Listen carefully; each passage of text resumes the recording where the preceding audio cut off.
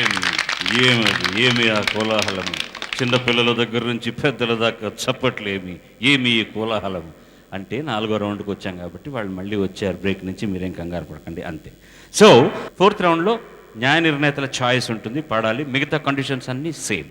మనసా కవ్వించకే పండంటి కాపురం ఓకే. రాక రాక వచ్చాడు చందమామ, మళ్ళీ పాటలు గురుగారు.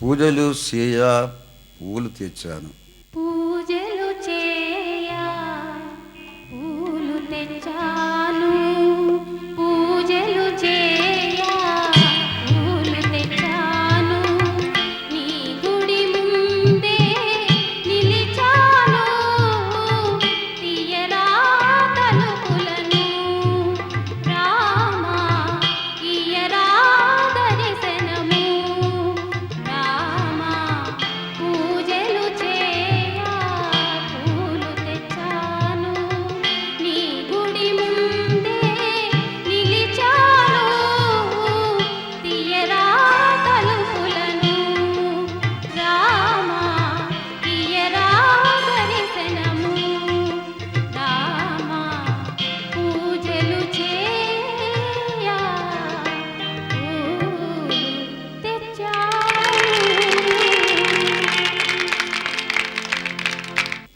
గువ్వా గోరింకతో గువ్వ గోరింకతో ఒక పాట అండి. గువ్వా గోరింకతో ఆడిందిలే బొమ్మలాట, నా గుండెలో మ్రోగిందిలే వినపాట, ఆడుకుందాము బొమ్మలాట, ఆడుకుంటాను నీ సొంత గోరింకనై. గువ్వా గోరింకతో ఆడిందిలే బొమ్మలాట, నా గుండెలో మ్రోగిందిలే వినపాట.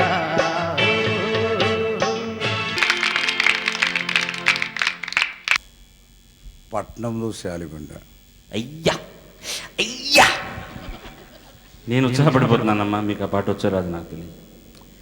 గమ్మత్తుగా మీరు అలాంటి పాటలు కనుక పాడారనుకోండి, చూడండి జనం అసలు పిల్ల పెద్ద చిన్న ముస్లింమతి గారు లేదని అనుకోండి, బాగుంది, ఎంత సరదాగా ఎంజాయ్ చేస్తున్నారు. ఆ పాట రాదంటారు అయితే.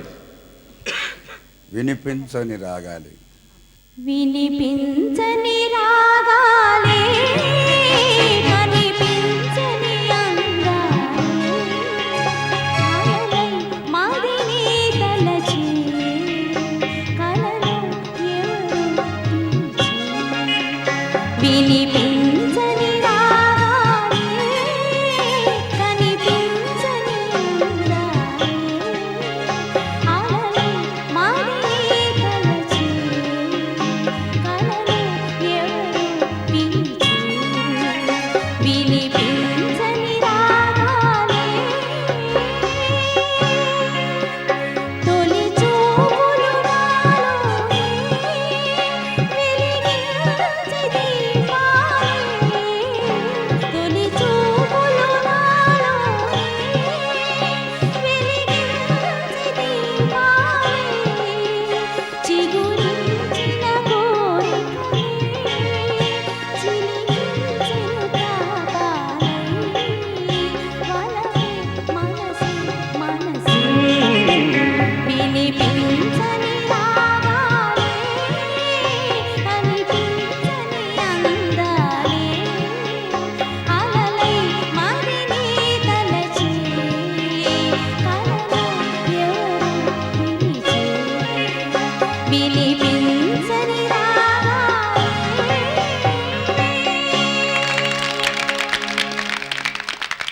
ఒక్కొక్క సంగీత దర్శకుడికి ఒక బాణి ఉండడం అనేటటువంటిది చాలా ముఖ్యమైన విషయం.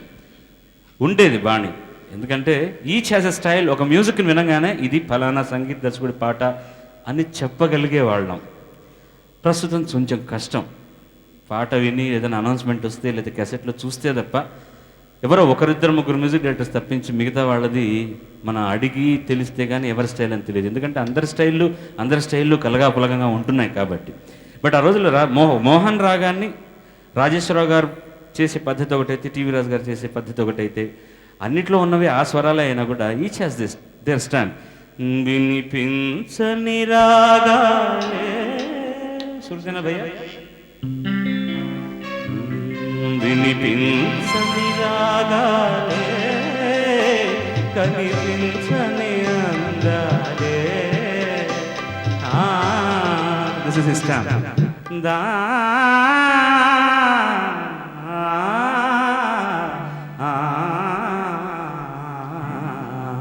This is stamp. పాట వినగానే మన రాజేశ్వర గారు అని చెప్పొచ్చు అనమాట.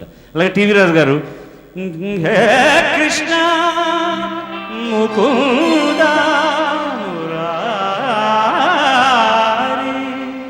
తారరర అన్నది మాత్రం ఆ ప్రాతిపదికగా మోహన ఎవరు చేసినా కూడా ఆ బిట్ వాడకుండా ఎవరు చేయలేదు. జయసింహలో పాట ఏంటి బ్రదర్ అది? మోహన్లో ఇంకో సాంగ్ టీవీ రాజు గారు చేసింది, ఈనాటి ఈ హాయి. ఈ హాయి కల కాదో ఈ నిజమో. అది ఆయన స్టాంప్ అన్నమాట మోహన్లో. కల కాదో ఈ నిజమో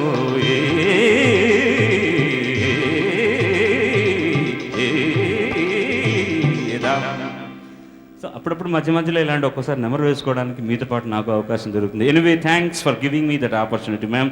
సార్, కంటెస్టెంట్ నెంబర్ 4. మనిషి అయితే మనసుంటే. మనిషి అయితే మనసుంటే మీరు ఒక పాట పాడాలి సార్, పాడతాను సార్. తర్వాత మీ ఇష్టం. మనిషైతే మనసుంటే కనులు కరగాలిరా, కరిగి కరుణ కురియాలిరా, కురిసి జగతి నిండాలిరా.